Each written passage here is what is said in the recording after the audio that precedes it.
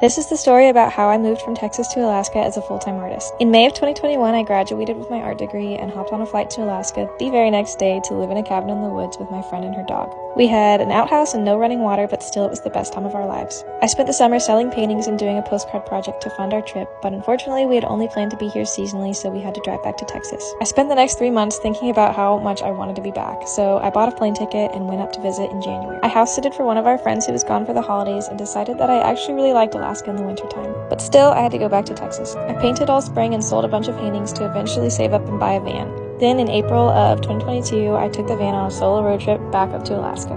I spent the summer living out of my van, again having the best summer of my life. But when it started to get too cold at night to sleep in my van, I wasn't ready to leave, so I moved into a cabin. Again, this cabin didn't have running water and it had an outhouse, but that's okay. I set up my studio just in time for the first snowfall, all the while still making paintings. I took a quick vacation to Hawaii where I reconnected with a boy I grew up with, and that's where Anita parked.